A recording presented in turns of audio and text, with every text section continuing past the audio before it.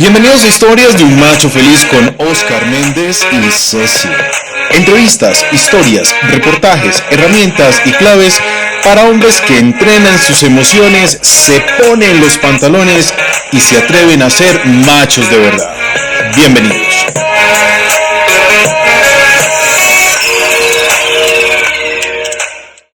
Hola, Ceci. Hola, machote. Te cuento que estoy súper emocionada con este espacio de hoy. Más con ese invitado, todo preparado, viene cargadito como un cumis, Eso pero está muy sobre bien. todo con cara de rico país. Claro que sí, claro que sí. Hoy tenemos un invitado maravilloso. Se trata de un psicólogo con experiencia clínica de más de 30 años, particularmente en el área de la terapia sexual y terapia de pareja. Ha sido profesor en diferentes universidades del país, es director y codirector de varias investigaciones cuyos reportes se han publicado en revistas científicas nacionales e internacionales. Galardonado por la FUKL con la estrella Orden a la Investigación Académica. Es un miembro fundador y director general de la Fundación IGEA, institución que propone para la salud sexual y reproductiva de la población colombiana y por la prevención, tratamiento y rehabilitación de las adicciones tóxicas y no tóxicas para los que tiene en un centro de atención en Bogotá. La institución cuenta con un programa especializado y actualizado para el tratamiento y la prevención de la ansiedad y el estrés y la depresión. Autor de 10 libros, entre los más reconocidos, un ensayo sobre la sexualidad, sexualidad inteligente, medio limón o media naranja, maneje sus emociones y el favorito mío, que es nada más y nada menos razones para ser infiel. Le damos la bienvenida al doctor José Ricardo Bateman. Doctor, bienvenido. Muy buenas. Muchas gracias y de verdad que con muchísimo gusto por participar con ustedes y disfrutar de este espacio. Gracias, doctor. De verdad que le agradecemos mucho. Para nosotros es un placer tenerlo aquí. Y bueno, vamos a empezar en materia. Yo quisiera preguntarle, profe, si me permite decirle, profe, porque ha sido usted uno de los mejores catedráticos en estas áreas, ¿qué significa y cuáles son las características que hacen un buen polvo? Buenísimo, buenísima la pregunta. Mire, la mayoría de la gente considera que un buen polvo es el resultado de orgasmos. Y la verdad, digamos que uno tendría que pensar en que es un punto muy importante. Una relación sexual sin orgasmos que se presente de manera frecuente, pues obviamente genera dificultades. Entonces los orgasmos son un buen punto. Pero un buen polvo tiene que involucrar una cantidad de cosas, tiene que involucrar pasión, tiene que involucrar curiosidad, tiene que involucrar una sensación no solamente propia, sino que contagie a la otra persona para que se disfrute y que no sea solamente el trámite con el cual uno de alguna manera se quita esta necesidad biológica. Profe, imagínese que yo ayer estaba reunida con mi combo de amigas, tomándonos un delicioso y calientico café y nos pusimos a hablar del tema. Ajá. Y resulta que atendiendo un poco a lo que estás abordando, nuestras amigas se nos dividen en dos, como en dos secciones del concepto de qué es el buen polvo. Entonces nos vamos unas por el lado emocional, hablamos de la conexión, de lo energético, de lo místico mágico, de los acuerdos, de lo importante de la comunicación, la creatividad, el placer, pero entonces otras se me van para el otro lado. ¿Sí? Entonces hablamos de las que les gusta ir al cielo, pero también al infierno a la vez, las que hablan de un buen tamaño, de una buena forma, de un buen color, pero además lo que tú decías, del tema de los orgasmos, de las que son multiorgásmicas, de los hombres que aprenden a identificar una eyaculación femenina, del calentamiento, la estimulación, la fuerza. Imagínese ese combo de amigas. Entonces me surge una pregunta, profe, porque yo sé que voy a aprender un montón. ¿Qué es ser un mal polvo? Ceci, la verdad es que todas esas cosas que mencionaste ameritarían, mejor dicho, varias reuniones porque son muchos puntos críticos. Mira, voy a contestar de última a tu pregunta porque quiero aprovechar todo lo que mencionaste. La sexualidad debe ser una forma particularmente sublime de comunicarse en una relación de pareja. Una sexualidad en la cual no hay amor, no hay afecto, es una sexualidad de trámite, es una sexualidad absolutamente básica, biológica. Entonces es muy importante que en una relación haya de alguna forma un sentimiento, porque es que si no, esto agota de una manera tremenda muy rápidamente y por supuesto se puede convertir en una relación en la que se sienta mucha soledad, en la que se sienta mucha frustración, porque no es satisfactoria una relación sexual o una vida sexual en donde no hay afecto, en donde no hay ese sentimiento que hace que la vida sexual sea la forma más sublime de comunicación entre dos personas que se quieren. Es que es la forma en la cual yo me siento amado y amando, es la forma en la cual me siento deseado y deseante, es la forma en la cual uno se siente absolutamente completo, es la forma en la que de verdad ha encontrado uno a la persona adecuada.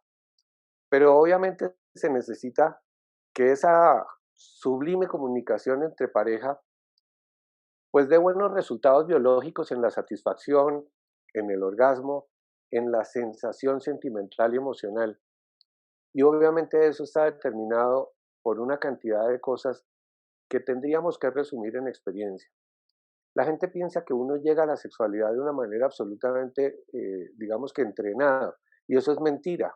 Cada uno de nosotros en una relación de pareja tendría que aprender, tendría que ser humilde, tendría que experimentar, tendría que ser curioso, tendría que definir cómo establecer esa comunicación con esa pareja en particular. Porque voy a adelantarme a unas cositas y es, normalmente la gente le pregunta a uno, ¿quién es un buen amante? Y un buen amante, yo diría que no existe. Existen buenas parejas de amantes. Existen buenas parejas en las cuales la comunicación y la curiosidad ha llevado a que tengan una forma de disfrutar de la sexualidad que para los dos sea satisfactoria. Pero si uno no es curioso, si uno tiene todas estas prevenciones, tabúes, la sensación de que el sexo es pecado, sucio, todas esas cosas con las cuales a muchos de nosotros nos criaron, obviamente vamos a tener dificultades y rápidamente la sexualidad se va a volver insatisfactoria, hastiante. Entonces un mal polvo puede ser el resultado, ahora sí te contesto, un mal polvo es el resultado de que uno tenga todas estas condiciones en las cuales se acabó la curiosidad, se acabó la exploración y por supuesto se acabó ese vínculo con la pareja. Porque es que se vuelve un asunto prácticamente de prostitución, un asunto de saciar biológicamente la necesidad, pero de manera absolutamente impersonal. Eso, de hecho, es un mal polvo. Un polvo bueno no puede ser en prostitución, un polvo bueno no puede ser en una situación en la cual el vínculo no se da. Y no se trata de ser moralistas, no se trata de ser románticos, ¿no? Lo que pasa es que la sexualidad humana es totalmente diferente de la sexualidad del resto de los animales. En el resto de los animales, con algunas pocas excepciones, la sexualidad reproductiva, para nosotros la sexualidad recreativa, es un espacio de comunicación, es un espacio de entretenimiento, es un espacio de disfrute. Y además de eso, es un espacio para fortalecer nuestro sistema inmunológico, porque una buena relación sexual, una buena vida sexual, determina fortaleza eh, de nuestra condición de de salud física y de salud mental, porque para las dos cosas la sexualidad es absolutamente fortaleciente. Excelente, profe. Yo lo escuchaba, profe, y creo que usted acaba de dejar una herramienta para el programa. Usted acaba de hacer un polvómetro.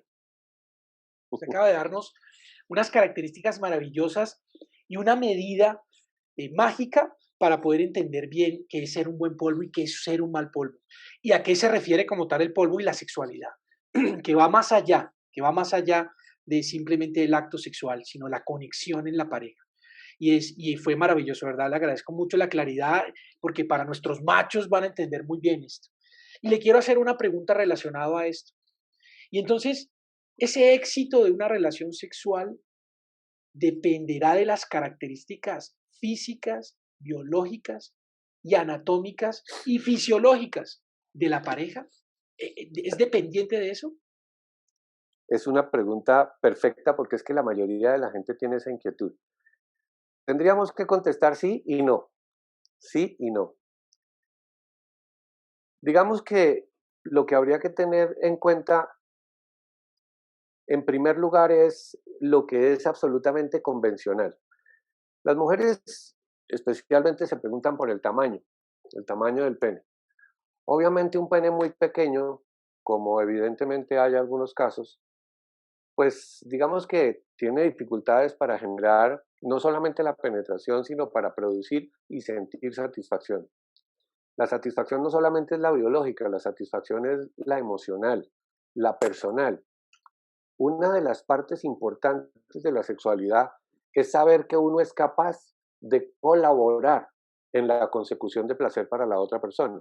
Entonces, por supuesto, un pene pequeño puede ser un obstáculo para este tipo de cosas.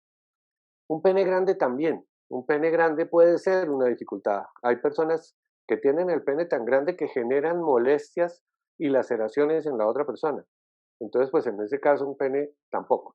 Entonces, en ese sentido, digamos que tendríamos que decir que sí, que hay ciertas condiciones biológicas que son importantes, pero miren lo interesante. Lo perfecto es lo normal. Lo normal, lo perfecto es lo normal. Bueno, por el otro lado, antes de contestar, hay mujeres que tienen la vagina muy pequeña y puede ser incómoda para ella y para él. Hay mujeres que tienen la vagina muy grande, muy dilatada y por supuesto eso puede ser incómodo para ella y para él. Entonces, de nuevo, los tamaños están en condiciones de que en los extremos pueden generar dificultades. Pero la normalidad es perfecta. La normalidad es lo que genera que nosotros nos entendamos y hagamos una vida sexual con la curiosidad, con la exploración y con la adaptación que nos da la experiencia para poder disfrutar lo que tenemos. Eso es lo que hay y eso es lo que hay que disfrutar. Eso es lo que tendríamos que llegar. Esto que hay es lo que tenemos que disfrutar. Para dejar claro el asunto, porque ya que estamos hablando de metros, entonces hablemos de metros en términos del pene.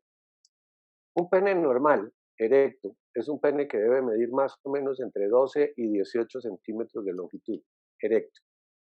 12 y 18 centímetros. Esos son los extremos. Eso quiere decir que la media, que está en 15 centímetros, sería lo más o menos normal. ¿Qué quiere decir normal? Porque es que la palabra, la mayoría de la gente la utiliza de manera inadecuada. Normal no quiere decir que sea bueno, normal quiere decir que es frecuente. Es la norma. O sea, normal es la palabra que viene de la norma.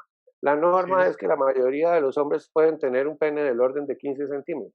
Si tiene de 14, pues hombre, no importa. Si tiene de 13 o de 12, no importa. Si tiene de 16, 17, 18, no importa. Está en más o menos lo normal. Hay que aprender a utilizar. Hay que aprender a utilizar.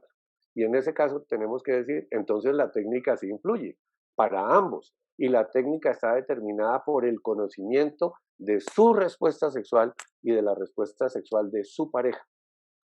Voy a hacer una aclaración anticipada también. Un hombre o una mujer no son en absoluto buenos amantes. Repito como antes que no hay buenos amantes, sino buenas parejas de amantes. ¿Qué quiere decir eso? Yo podría ser un excelente amante con A y podría ser el peor amante del mundo con B. Y lo mismo para cualquiera otra. ¿Por qué?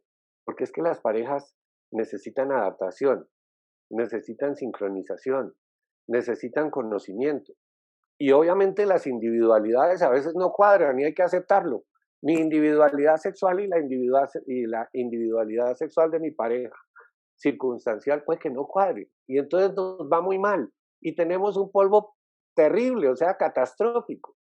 Mientras que hay otras situaciones en las cuales es un asunto en el cual, como decían, vamos al cielo y vemos estrellas y nos encontramos con cosas espectaculares. Entonces miren que la sexualidad es un asunto en el que uno tiene que aprender. Yo vuelvo a la idea de que uno tiene que ser humilde en la sexualidad. Uno tiene que ser humilde. uno encuentra en una relación de pareja la posibilidad de explorar, de curiosear, de conversar, de dialogar, de conocer de la otra persona cuáles son esas imaginerías alrededor de lo que puede ser el disfrutar la sexualidad. Y miremos qué se puede lograr. Yo tengo unos escritos adicionales a los libros en donde, por ejemplo, uno de mis escritos es ética sexual de pareja. Y después de hacer grandes análisis con esto, la conclusión es, mire, lo que la pareja haga en su intimidad, sin necesidad de pedirle permiso al cura, al abogado, al psicólogo, al padre, al amigo, al vecino, al policía, lo que hagan en su intimidad y los dos estén de acuerdo es válido. Disfruten. Pero ¿cómo saberlo? Tienen que explorar, tienen que hablar, tienen que mirar, en algunos casos aventurarse. No nos gustó, o a uno de los dos no le gustó, listo, no lo repitan. Ah, les gustó a los dos, excelente, disfruten. ¿De acuerdo? Pero Excelente, excelente, excelente, sin profe. interferencias de terceros. No, qué bonito. De verdad que qué bonito eso y qué chévere, porque a nuestros machos les da esas herramientas para que puedan comunicarse con su pareja. Qué bueno, qué Debe bueno. hacer, Así debe es. hacer. Qué bueno, qué bueno. Profe, entonces, muy atenta claramente a todas estas observaciones para ver si mis amigas aprenden un poco más. El Mis amigas, placer, dice Ceci. mis amigas, mis amigas. Sí, sí, sí. Yo estoy tengo en una clase, amiga que tiene yo un estoy en clase. problema. Ay, sí, sí, sí, y que está fuera del país. Sí, sí, lejos. Profe, ¿el placer está solamente en en los órganos sexuales y el orgasmo? Esa pregunta es espectacular. Miren ustedes que con frecuencia uno escucha, y es cierto, que nuestro músculo sexual es el cerebro. O sea, el mejor músculo sexual es el cerebro. Yo les voy a poner un ejemplo. Tenemos en este momento al menos 3 moléculas con las cuales se logra una erección. El sildenafilo, el tadalafilo y el vardenafilo. Hay, por supuesto, nombres de estos medicamentos que son propiedad privada. Así es. Pero esas son las moléculas, esas son las moléculas. Si uno de nosotros ingiriera una de estas moléculas, con seguridad va a tener una erección, pero eso no garantiza que tenga una buena relación sexual, eso no garantiza que tenga un orgasmo, eso no garantiza que tenga una terminación satisfactoria ni para él ni para su pareja. Precisamente por el hecho de que la molécula de la que estamos hablando, literalmente lo que hace es, listo, yo me encargo de producirle una erección, usted verá qué hace con ella. Pero no es un afrodisíaco. Los afrodisíacos no existen, el único afrodisíaco está aquí. Ese cuento de que a uno le venden esto o aquello porque le incrementa el deseo sexual es mentira, le están vendiendo cosas que no sirven. El único afrodisíaco es el cerebro. Cuando uno tiene la mente puesta en disfrutar a su pareja, en gozársela, en percibir toda esa sensualidad que hay de nosotros hacia ellas y de ellas hacia nosotros. Entonces nosotros decimos que la sexualidad se disfruta mucho más allá de la biología, porque se disfruta con toda la sensación y percepción de lo que es ese cuerpo que nos produce tanto deseo y tanto placer de la otra persona. Es más que biología. Una buena sexualidad es mucho más que biología. Excelente, excelente, excelente. Profe, pero entonces, ¿cómo complacer a mi pareja? ¿Cómo complacerla? Y la pregunta es, ¿qué buscan ellas y qué buscan los machos?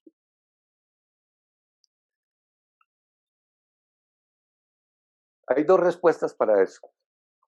La primera, que hace referencia a una que queda inconclusa de antes, voy a tratar de completarla ahorita, y es, ¿cómo siento yo que soy un buen amante? Fíjese que la pregunta es al revés, no es si soy o no, sino, ¿cómo me imagino que soy un buen amante? Yo siento que soy un buen amante en la medida en que mi pareja me lo reconozca. ¿Sí? No es que yo sea un buen amante, lo que pasa es que mi pareja me hace creer que lo soy. Y por supuesto para ella igual, ¿de acuerdo? O sea, los buenos amantes no son en absoluto, sino en la percepción que la otra persona le permite imaginarse o convencerse. Entonces, en ese sentido es muy importante la retroalimentación, es muy importante que uno, no la retroalimentación en el sentido de decirle, oye, qué polvo tan espectacular el que tuvimos. No, es que eso se nota, eso se ve, eso se siente en una relación sexual cuando la otra persona está comprometida y disfrutando. Eso se siente. Y lo contrario también, se siente cuando en la relación el asunto se volvió trámite, se volvió algo de, mire, salgamos de este asunto y cuando termine me pone las cobijas encima, por favor. Así es. Eh, entonces, en ese sentido, yo digo que es muy, pero muy importante que tengamos en cuenta esa retroalimentación que nosotros podemos dar y que estamos sintiendo. Excelente, excelente poderlo entender. Entonces, Pero bueno, espera, aquí, señor, siga, porque profe, tranquilo. esto desvió un poquito la pregunta. Ok. Vuélvemela a hacer para No, la volverla a hacer. pregunta, claro, ya que usted nos aclaró eso es, y entonces, ¿cómo complacer a mi pareja? ¿Sí? Listo. Y que buscan para complacerse ellas y que buscan para complacerse los machos, ¿qué es lo que más buscan? Mira por qué quiero que repitas la pregunta. Es que complacer a la pareja está determinado es mucho por la retroalimentación que yo le doy. Porque fíjense que está el ego de por medio, está la vanidad de por medio, ¿ok? Así Entonces, es. complacer a la pareja significa que la otra persona esté convencida de que yo la pasé delicioso, de que fue espectacular, de que la experiencia fue espectacular y de que esa persona, esa otra persona, es una buena amante. Pero cuando yo me preocupo por cómo complacer a mi pareja, ahí es donde viene el tema de la humildad, de la curiosidad, de la exploración y del aprendizaje. La gente cree que llegar a la sexualidad es un asunto natural y no lo es. Uno en la sexualidad debe leer, debe preguntar, debe explorar, debe curiosear. Entonces, por ejemplo,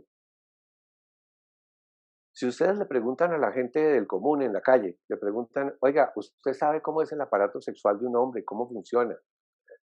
¿Usted sabe cómo es el aparato sexual de una mujer? ¿Cómo funciona?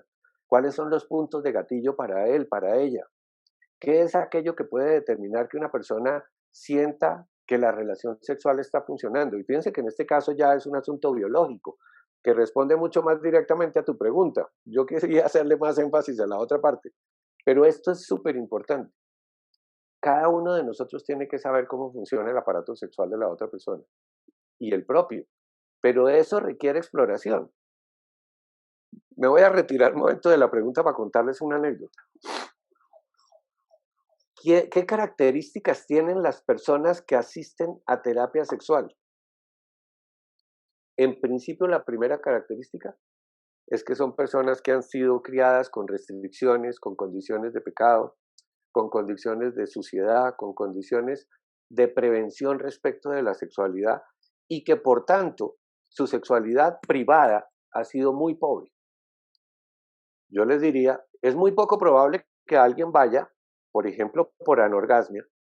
Una mujer no consulta por anorgasmia si desde pequeña está explorando su cuerpo, si ustedes lo quieren masturbándose y conociendo su respuesta sexual, es muy poco probable que una mujer en estas condiciones consulte.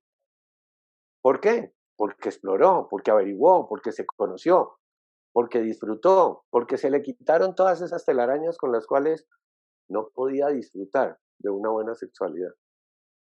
Entonces me devuelvo. Complacer a la otra pareja significa saber cómo funciona un aparato sexual de manera general, el nuestro y el de ellas. Y obviamente en la medida en que yo sé cómo funciona el aparato sexual de mi pareja, empezar a explorar con ella para determinar qué es lo que a ella en particular le gusta. Porque además, lo que le gusta a una persona no necesariamente le gusta a otra. Lo que una persona necesita no es lo que necesita otra persona. Por eso la pareja debe adaptarse, por eso la pareja debe explorar. Y por eso no hay buenos amantes, por eso hay buenas parejas de amantes. Wow, excelente conclusión, qué chévere esa conclusión y me gustó mucho entenderlo así. Bueno, Hay una pregunta, profe, que quiere hacerle Ceci, Ok. que es de las Ay, sí, yo, difíciles. A ver, yo estaba pensando, porque imagínese, ya no son mis amigas, es mi vecina, profe. Ella llega todos los viernes del trabajo enérgica y dice subiendo al edificio donde vivimos, bueno, no habiendo más con mi marido me acuesto. Y yo pensaba en ese pobre vecino y la pregunta es, ¿cómo gestionar el rechazo en la cama? buenísima pregunta. Miren, no es la más frecuente, pero es muy frecuente, motivo de consulta. El, el tema, yo lo voy a llamar más que rechazo, diferencias en la frecuencia. Hay personas, usualmente hombres, no siempre, pero usualmente hombres, que quieren tener una vida sexual muy activa, muy frecuente. Y hay otros que quieren tener una vida sexual pues mucho menos frecuente. En una pareja, cuando tenemos a un hombre que quiere hacer el amor una, dos o tres veces al día y resulta que su esposa quiere o su pareja quiere hacerlo una vez al mes, pues obviamente vamos a tener un problema serísimo de frecuencia, que obviamente va a concluir en rechazo, porque en la medida de la insistencia de aquel que tiene una frecuencia mayor, obviamente se va a encontrar con la negativa y el rechazo de la otra persona. Hay una dificultad tremenda porque digamos que teóricamente lo que habría que hacer sería negociar, o sea, se da usted un poquito para menos y por el otro lado se da usted un poquito para más, de tal manera que pudieran encontrarse tal vez en la mitad. Entonces, en lugar de hacerlo 3 veces al día, háganlo tal vez 5 veces al mes. Entonces se dio él y se dio ella. El rechazo tiene que manejarse desde la perspectiva de la individualidad, o sea, uno tiene que entender que la vida sexual no puede ser obligatoria, la vida sexual no puede ser tarea. Ahorita me voy a dedicar un poquito a eso, que ustedes seguramente no me lo van a preguntar, pero no quiero dejarlo a un lado. La vida sexual tiene que ser un asunto que surja del gusto, de la necesidad y del ambiente. Miren ustedes que muchas mujeres, especialmente, se quejan de que la sexualidad con su pareja es el resultado de que en algún momento la televisión que están viendo entró en una propaganda y él se le bota encima, sin previo aviso. Y obviamente con la expectativa de que ella responda de una manera apasionada. Y ellas dicen, difícil, porque necesitamos un ambiente en el cual haya comunicación, necesitamos un ambiente en el cual haya algo de acercamiento, necesitamos caricias, necesitamos cogida de mano, necesitamos diálogo, necesitamos un besito, necesitamos alguna cosa que nos permita no necesariamente la insinuación directa de que ya viene la sexualidad, sino el ambiente permanente de sensualidad, en donde la sexualidad aparece de manera espontánea. No sé si eso sea claro. Un Sí, sí, ambiente en el cual, hombre, nosotros nos comunicamos de una manera en la cual nos estamos cogiendo la mano, nos damos un abrazo, nos damos un beso, nos tocamos sexualmente, nos insinuamos. Pero eso no quiere decir que terminemos en una sexualidad ya, en una relación sexual, pero favorece y facilita la aparición. Entonces, la negativa tiene que ser el resultado, o el manejo de la negativa tiene que ser el resultado de entender que la frecuencia de una persona no necesariamente es la mía y tenemos que negociarla. Tenemos que negociar. La negativa es un derecho, no se les olvide. La negativa es un derecho. Yo no tengo la obligación de ceder a una relación sexual cuando a mi pareja o a quien sea se le ocurra. Yo debo tener el derecho de decir no quiero en este momento. Y lo que la otra persona tiene que entender dentro de una relación estable de pareja que se quiere es que eso no necesariamente quiere decir no te quiero o no te deseo. Solamente en este momento no me interesa. claro, súper. Esa negativa hay que aprender a utilizarla. Y Sí, es importante que se haga con intermediarios. En esto, cuando hay una problemática de pareja, con rechazo por las insinuaciones de uno y otro, porque es que a veces no crean que es el hombre el que insinúa con más frecuencia, a veces hay mujeres, y les confieso que es más grave el asunto cuando la mujer es la de más frecuencia que el hombre. Es más complicado. Mis amigas, mis amigas. ¿sí? Mis amigas dicen, bueno, ok. Eso está Entonces, bien. en ese caso, miren ustedes que aun cuando la solución es dialogar, la solución es negociación, es comprensión, es empatía, ese proceso debe darse con acompañamiento psicológico porque una de las cosas complicadas que tiene la sexualidad es que cuando hay alguna inquietud en pareja sobre sexualidad, la propuesta de diálogo con frecuencia se interpreta como queja o crítica y eso termina en un problema. Entonces, nosotros decimos que es más fácil cuando hay un intermediario, un sexólogo, que pueda transmitir, parafraseando, y que no genere impacto sobre la otra persona de manera crítica. Entonces, en ese sentido, la recomendación es que si lo están viviendo, si ese es el problema, si no lo han podido solucionar en los intentos de diálogo privado, esa negociación tienen que hacerla con acompañamiento.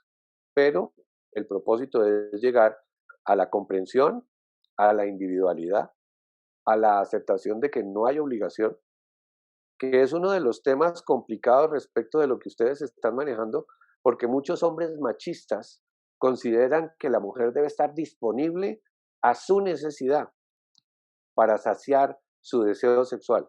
Y entonces, mejor dicho, es un objeto sexual. Es un objeto sexual en el cual yo cuando no la necesito la pago, pero cuando la necesito la prendo y debe estar disponible. Eso no es cierto. Eso no debe ser así. Si hay una verdadera equidad de género, entonces tenemos que entender que la sexualidad debe ser por gusto, disposición y oportunidad para ambos. Y consensuada, siempre consensuada. Totalmente, totalmente. Profe, hay un mito que yo quisiera que lo habláramos y es, ¿los buenos polvos son sin condón? Es muy subjetivo. Si usted me lo pregunta a mí, yo le diría que sí, de manera absolutamente personal. Pero hay gente que seguramente le dirá que no, que hay buenos polvos con condón. Yo no creo. O sea, no creo. No. O sea, la sensibilidad, la fricción, la experiencia, incluso todo el procedimiento, porque es que el solo hecho de interrumpir cualquier cosa para colocar un condón, pues hombre, yo he escrito dentro de mis blogs, he escrito que definitivamente el condón uno no lo debía utilizar. Lo que pasa es que ese escrito está respaldado por todo un proceso teórico. Yo digo lo siguiente, si me permiten la respuesta larga. Yo le digo al condón no. Lo que pasa es que inmediatamente me saltan y me dicen, pero entonces las enfermedades de transmisión sexual, Oh, claro. los embarazos no planeados. Y yo le digo a la gente, es que la sexualidad no tiene que ser circunstancial, tiene que ser trascendental. La sexualidad tiene que ser un asunto planeado en el sentido de prever las consecuencias que yo no quiero. Yo quiero futuros deseables con mi sexualidad. Y obviamente en ese sentido, no se trata de que a la primera oportunidad que tengo, entonces se me apareció una vieja con la cual yo puedo tener una relación, entonces cargo un condón entre el bolsillo para no perder la oportunidad. Esa no es una buena sexualidad. Una buena sexualidad es cuando yo encuentro con mi pareja un consenso alrededor de prevenciones respecto de futuros indeseables. No queremos un embarazo no planeado. Listo. Hay una cantidad de opciones diferentes del condón. Inmediatas, inmediatas. Inmediatas es para mañana. El condón es para allá. El condón es promiscuo. El condón es la necesidad de aprovechar la oportunidad. Y quiero hacer un paréntesis. Hay personas que no tienen oportunidad de utilizar otros métodos y les toca el condón. Lo siento por ellos. Pero no es lo usual. ¿De acuerdo? Entonces yo digo al condón no. La relación sexual debe ser una relación en la cual yo conozco a mi pareja, sé que no tiene infecciones de transmisión sexual, es una persona sana, sé que no queremos un embarazo no planeado y por lo tanto vamos a tomar medidas para que no se presenten esas situaciones, pero no condón. Para eso hay otras opciones. Muy bien, y ese es el mensaje. O sea, una buena sexualidad es con una pareja que se tenga que haya A una conciencia. proyección, a conciencia y a proyección. Sí. Por eso es que el profe recomienda no el condón. Pero si usted macho, Y no de no, oportunidad. y no de Y no de oportunidad, oportunidad. pero si Exacto. usted macho decide que no ese es su camino, pues y no va a formarse para tener una pareja estable como la que estamos proponiendo en este escenario, pues el condón es. Ahora, el profesor, el experto dice, no es lo mismo, claro que no es lo mismo, No, no es lo pero será mismo. una No, no. alternativa que tendrá que usar. Y cuando usted tenga una pareja estable, una pareja de proyección, de futuro, de diálogo y conversación, donde se pueda planear y proyectar, bueno, ahí tendrá usted la oportunidad de no usar el condón y usar otros métodos que un experto nos está diciendo que se pueden usar para que tenga una relación sexual más disfrutable, más Sí. exótica, Más natural. Más natural. más natural, que es la palabra. Yo se lo voy a resumir. Para todos aquellos, cualquiera que sea la razón por la cual estén utilizando condón, lo siento. Lo siento. Hay que invitarlos a tener relaciones duraderas y proyectadas, como dice el profe. Exactamente. Responsables, porque es que la responsabilidad no es asumir las consecuencias, la responsabilidad es anticiparlas y controlarlas para que tengamos futuros deseables. Eso es responsabilidad. Ok, muy bien, muy bien. Bueno, ya usted nos ha dado muchas respuestas maravillosas y de muchas preguntas que teníamos. Pero hay una de otro mito que yo quisiera tocar. Yo quisiera tocar este mito porque me parece maravillosa. Y sobre todo para los machos que pensamos. Para ser un buen polvo, ¿debo comportarme como un actor porno? Como un Nacho Vidal y como todos esos actores pornos. Tiene que ser así, tengo que comportarme o tratar de impactar o impresionar a mi pareja como un actor porno, inventarme poses y hacer eso para impactarla. Facilísima respuesta, depende de la pareja. Hay parejas a las que les interesa y por supuesto, vale. Si no les interesa, pues no importa. Es que actuar como actor porno es solamente uno de los ejemplos en los cuales hay unas variedades tremendas en la forma como las parejas disfrutan su sexualidad. Mire, hay parejas que viven su sexualidad con juegos de roles. Juegos de roles. Listo, disfrútenlo. Y eso no quiere decir que tenga que ser un actor porno. Entonces, para eso existen las prendas de vestir. Incluso en uno de mis blogs hablé sobre moteles temáticos. Entonces hay moteles en los cuales usted llega y la habitación está organizada para que parezca un hospital. Y entonces usted está con la enfermera y los dos se visten de paciente y enfermera. O está la habitación dispuesta como si fuera un aula de clase. Y entonces la clásica, eh, ¿cómo se llama? Fetiche o el Sí, deseo o la ilusión. sí. Entonces, mire, cada uno La tiene colegiala. eso, la colegiala, listo, excelente, con el profe, con el profe. Eh, o el colegial con la profe, que es espectacular, claro. Sí, claro. Entonces, fíjense que en ese sentido, actuar como un actor porno es solamente una parte de todas esas opciones que hay para que una pareja viva en privado, en su intimidad, su sexualidad. Y si quieren juegos de roles de ese estilo, excelente, disfrútenlo. Pero eso no quiere decir que todo el mundo lo necesite. Hay gente a quien ni siquiera se le ocurre, no lo necesita. Hay gente que inclusive puede verse afectada, impactada y obviamente bloqueada por una actuación demasiado histriónica. Entonces, todo eso es aquello que debe descubrirse en la exploración para adaptar la pareja. Oh, muy bien, qué chévere, de verdad que ha sido el tema maravilloso. De verdad que le vamos a pedir, profe, que nos dé otro espacio más adelante para completar muchas cosas que quedaron en el tintero, porque ha sido esto maravilloso y de un gran aprendizaje, sobre todo para los machos que no se atreven a preguntar, porque como usted bien lo dice, nos hemos criado en una sociedad en la cual el sexo ha sido un tabú, educativo sobre todo, y que no hemos logrado cambiar eso y no hemos podido hablarle a nuestros hijos claramente de sexo. Y ya cuando crecemos mucho menos y empezamos a tener una educación sexual única exclusivamente cuando tenemos parejas y empezamos a tener parejas sexuales. Y por eso hay un deseo que yo quería preguntarle, porque se estaba hablando de todos estos fetiches, de estos sueños que tienen los machos jóvenes y es tener mujeres mayores. ¿Sí? ¿Sí? Para aprender a ser buenos amantes, para ser buen polvo. Entonces siempre es ese deseo y esa relación, ¿cómo se convierte? ¿Cómo funciona? ¿Cómo funciona? Porque pues obviamente en la cama maravilloso de una mujer mayor con un hombre joven, vigoroso, pero ¿cómo funcionan esas relaciones y cómo se pueden vincular adecuadamente esas relaciones, profe? Mire, hay dos fetiches en ese sentido, ya que menciona uno, le voy a mencionar el otro. Efectivamente, tener relaciones con una mujer mayor es, digamos que una de esas inquietudes, una de esas imaginerías eróticas que se presenta con frecuencia en el hombre joven. La otra, que no es del hombre joven, sino en general, es la idea de tener relaciones con una mujer gay, con una lesbiana. Un poco como si de pronto yo fuera tan macho El que trío, fuera el trío. capaz de devolverla al camino, una cosa de ese estilo. Esa es una inquietud frecuente en los hombres. Y por supuesto, no sé si eso incluya de pronto, por ejemplo, tener la posibilidad de una relación sexual con dos mujeres. Bueno, todas estas variantes que se presentan. Estas relaciones normalmente no funcionan durante mucho tiempo, son relaciones que generan un éxtasis muy rápido y obviamente también un desenlace y una decaída muy rápida. No son muy frecuentes, no duran mucho tiempo, frecuentemente se acaban rápido.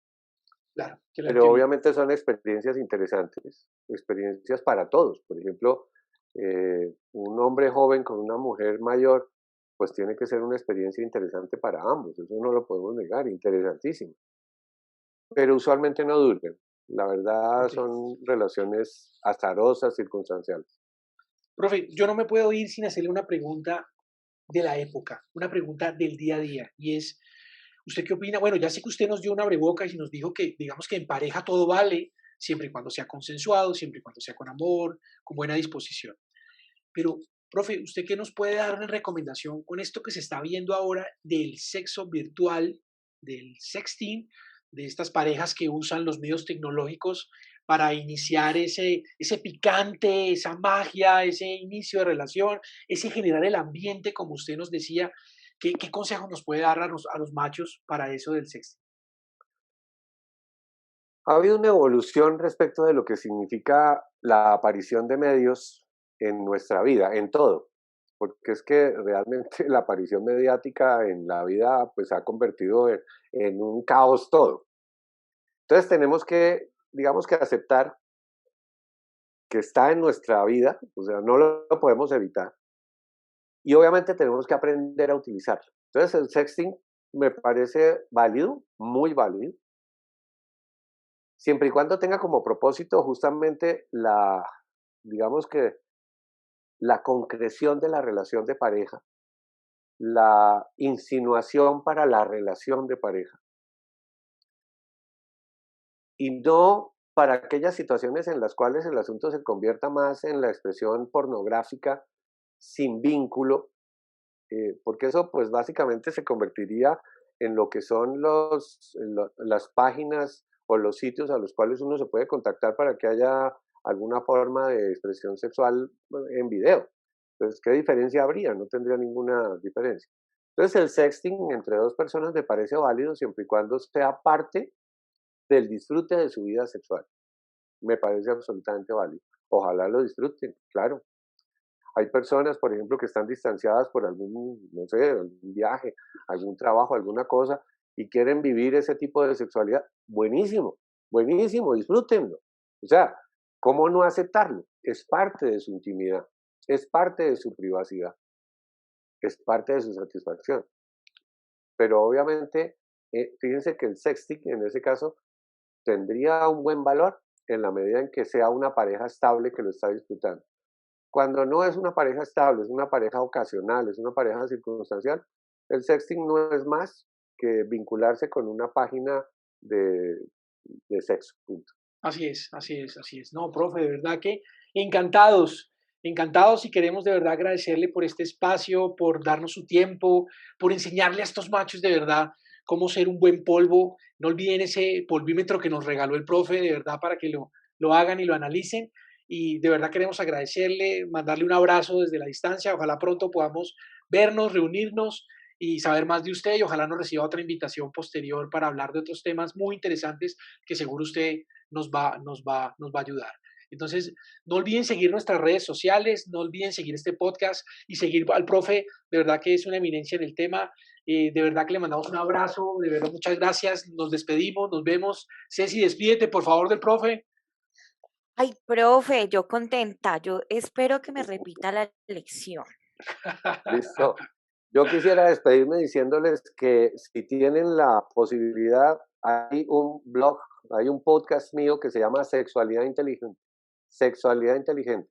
Lo encuentran en muchas de las plataformas, por ejemplo en Spotify, en Twitter, en Facebook, con mi nombre, Sexualidad Inteligente.